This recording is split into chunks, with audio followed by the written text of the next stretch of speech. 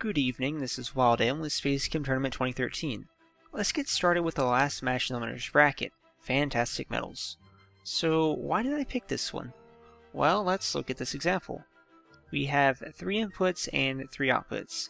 If you want these reactors, there's only one general way to solve this puzzle. You have to take 2 of your inputs, make 1 of your outputs, then feed those leftovers through the same pipe into your final reactor. That reactor will also have your 3rd input come in on the leftover space. Then you have to make your final 2 outputs. You have exactly enough free pipes to do it, meaning that you can't have any waste whatsoever. Also, there's a ton of opportunity to reuse the same processes over and over, and let's not forget the fact that we'll be storing intermediate products in the first reactor while we process both of these, basically. Oh, and there's no way in hell that you can finish this at input speed, so this all comes down to who can make the fastest process. Odds are against this coming down to symbols. All in all, this may not produce insane solutions, but I wanted the winner's bracket to consist mostly of good, solid chances to prove that you're the best at some of the biggest tasks SpaceChem has to offer without using too many gimmicks. That's for the loser's bracket. Anyway, we'll be showing off SpaceChem's solution first. This is basically the same pipe output as my example, and let's go ahead and get this unnecessary error out of the way so I don't have to pause the puzzle later. There may be some others, but tarnishing a solution is good enough for me, really. If you want to create rows of the same atom from a checkerboard input, the best way to do that is to debond 2 of the rows, flip them around, rebond, and then debond the columns. After you do that, you can then output those I blocks and store any that you want to keep. After doing that twice for both of these inputs, you can then perform the same process to recreate a checkerboard pattern. Let's go ahead and speed this up a bit so we can check that out. Alright, so we're just going to flip the ferro titanium around, pull it apart like I mentioned, and then just add them back in and flip it again. Really, it's pretty straightforward, so, you know. Anyway, in this reactor, SpaceChem's red Waldo does most of the flipping, while the blue Waldo performs a lot of the special cases between block reductions, carrying off their intermediary I blocks, bringing them back in, outputting the adamantine, that sort of thing. The second reactor has the same idea behind it, except the blue Waldo also brings in the raw platinum.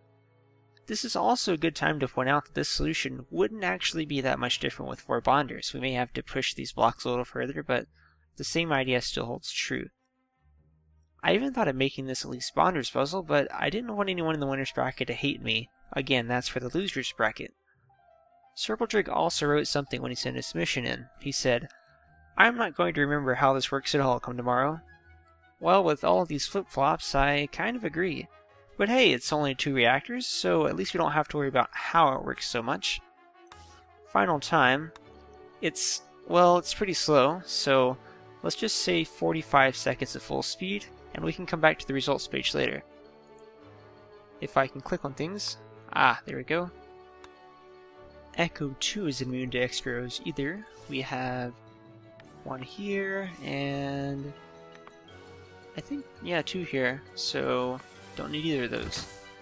Also, this bump you don't need because, this will back up pretty quickly. So the only change we have to make here is popping this back by 2, and these are completely equivalent.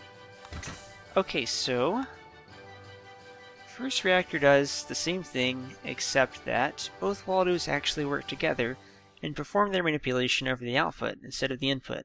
This is a great idea since we don't have to pick up a few of our I blocks, instead we just output them. Going back to the idea of these Waldos working together, the blue Waldo does the top side for the swap, and then the red does it on the bottom. This means that blue can then perform the final stage reassembly on the bottom, while red does it on the top. It's very efficient. Let's watch that just another 1 time or so. But yeah, really straightforward. Just switch, and then this stays behind, and the rest is done. So yeah, I like it. Reassembly, again, is very easy actually, because, see, there's no need to move that really, so now we're done. Just swap it. Okay, so this reactor, it's interesting. It performs the swap that we saw earlier. Oh, hold on, that was some timing issue, but anyway, watch this.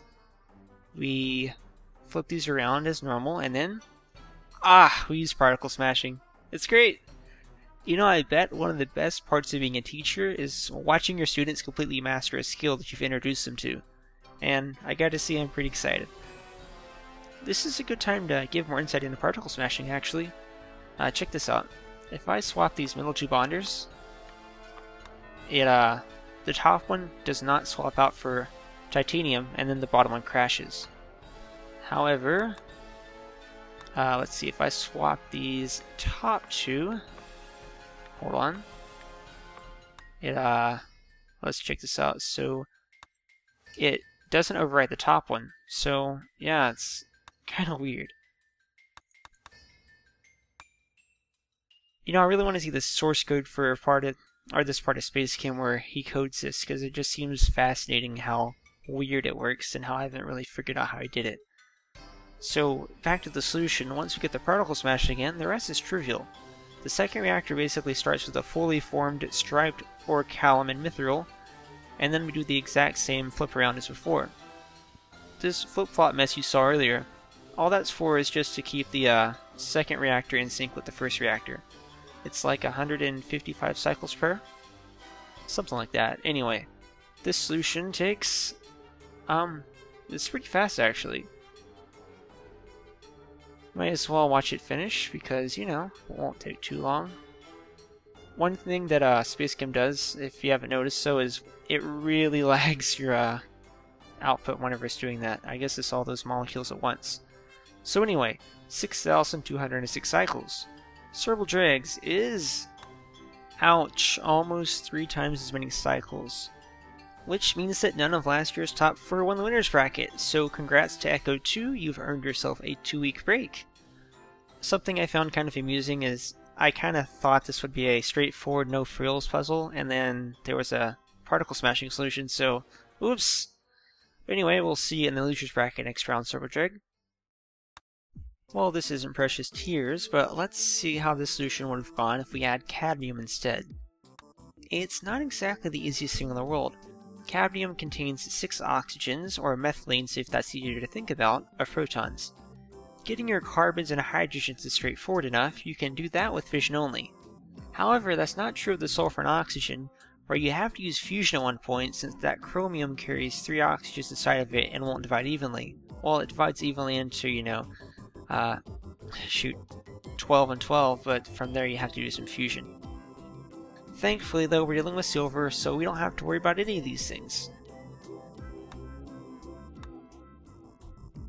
Well, what do you know? You can do this in one Waldo. Somewhere at least one participant is a little depressed, I'm sure. Canavolk 9's strategy focuses on generating methylenes by taking advantage of the recycler. All we're doing is generating hydrogens and carbons through fission. Once you get there, all you have to do is turn these methylenes into 1-sulfonylpropene, also known as synpropanethyl S-oxide, or the lacrimatory factor. Hopefully I actually pronounced some words properly this time around. Canavolk 9 uses half of his methylenes for the cyclobutane-like portion, and the other half of them for the S-oxide. I'll be jumping through the solution to show these off in a timely manner. This small loop here, and this debond and drop thing here, both repeat every time the water runs through the circuit, but the former only works once we've created our 3/4 cyclobutane, and the latter is used after our 3rd oxygen. So there is the loop that takes place here, and here is our grab drop, which we're about to do right here. It's very, very space efficient and very straightforward. In addition, this is 1 out of 40. So I'll see you guys in a couple of minutes after I remove the pause.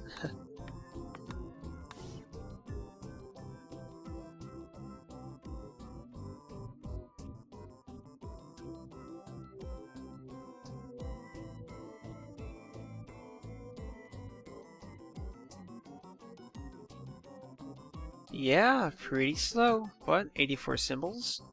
And that's enough to put Canavolk 9 in first place, out of 1. Crackor does not have a single auto solution. But still, let's see what he... oh no. No. So, he's building everything from hydrogen. The first hydrogen is handled a little bit differently from the rest, with this special branch here, but from there he can build methylene sticks until he gets to the S oxide. You'll also notice that the blue Waldo does almost all of the atom moving. Red's main task is fission and fusion, though there's a special branch for that initial hydrogen, like I said, and this part actually does the final grab drop. What's frustrating is that Crackor seems to have run out of space. With this grab and drop here, if we can get it timed well enough. Let's see. Oh, see, this is so slow. Let me try that one more time, guys. Yeah, there's no good place for a, there's no good place for a pause command here. So anyway, here's our 7th and our 8th. Well, let's watch how this outputs. It will drop right there, which pushes it part of the way, but red does the rest. Red just kind of has to finish it off. Oh, yeah, and that's that. So, the final thing to note, this is going to take about 6 minutes to run. In fact, look, I mean, as before, that right here, this is going to be one output. That's so long. Well, I'll see you guys in a bit. Oh look, plus INF cycles. So that puts Crackor squarely in 2nd place. For now. Oh no. Okay, so maybe Pseudodude found a way to only use one Waldo. It was too much to hope for, I guess. Well, we might as well see how he did it. Pseudodude produces 2 intermediary outputs, methylene and ozone. Why he went with ozone instead of 3 methylenes, I'm not sure. This is actually really straightforward. I don't have a lot else to say about it. I think that Pseudodude usually aims for straightforward in his head, but sometimes he pushes his level of straightforward past what most people think of as straightforward, sort of like the last solution. This reactor is, well, first let's add some pause commands here. The second reactor, all it's doing is bonding the methylenes in a round shape, and then adding on the S oxide at one point, which is here, and then uses bonder priority to rearrange things and just output. So yeah, I have nothing else to add. This is a very fast solution. 10 grams or more of garlic, onions, or scallions a day are apparently associated with a substantially significant lower risk of prostate cancer. According to YouTube, 100% of my viewers are male, so there you go. Take care of your health, guys. Yeah, I don't have a lot of onion fact with this element. So, element molecule, my bad. Anyway, Pseudodude, I'm gonna say I'll really miss your crazy solutions, but that isn't to say that I wouldn't welcome them if you wanted to show them off. Or, you know, off solutions for later on ones. I mean, it would definitely be a moral victory to submit a better solution for the final challenge than the remaining participants, don't you think? GG Gall has one Waldo. Let's see the rest. Well, it's certainly better than Cannibal Canine's solution. So this solution goes through a midpoint of polyethylene, which I find kind of hilarious. I mean, you need to make a complex molecule? Just make polyethylene instead, then turn that into something. Why not? The wrap's a bit complicated though. Once we get this all the way stretched to the bottom, what we're going to have to do is fuse to sulfur with part of this polyethylene. Here we are. Okay, so we fuse to sulfur, add that on, and then we fuse to oxygen, add that on, and then bond in, add the last hydrogen, and after going through a bunch of flip-flops, we're basically done. Yeah, you guys do too good of a job, so I've run out of things to say yet again. You know, this hanging oxygen kind of bothers me. There's no bond there. I'm a little disappointed that carbon dioxide of something awful didn't write about the reason behind that. As a side note, viewers and participants, I would be interested in your opinion of which puzzles you enjoyed solving and watching. I think puzzle design is almost as interesting as a problem as like solution design. So Chichigal has denied Krakor advancement for now. Our order is right now. Cannonball K9 in first, Chichigal in second, Krakor in third, and Sudadud in fourth. So after a few more of these molecules, let's see how Carbonk did. I guess I can also note that I kind of enjoyed blocking the reactor from going here with these trees. I really wish we could place barricades on our own. Ah well. Hey, we have one Waldo, and yeah, there's no real point in hiding the symbol count here.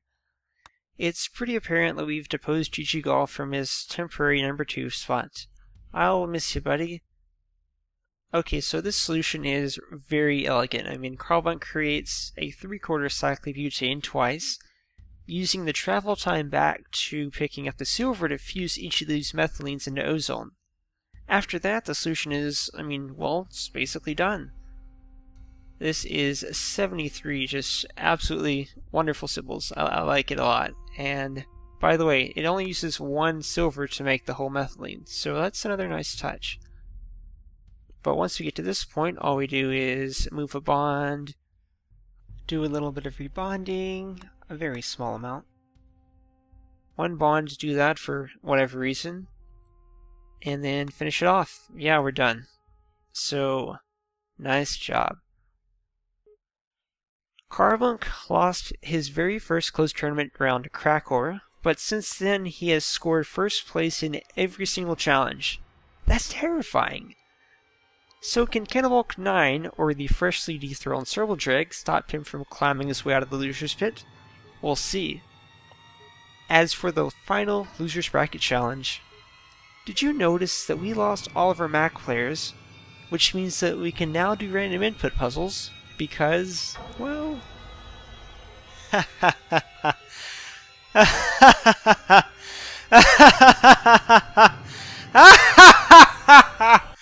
etc. No, it's too loud.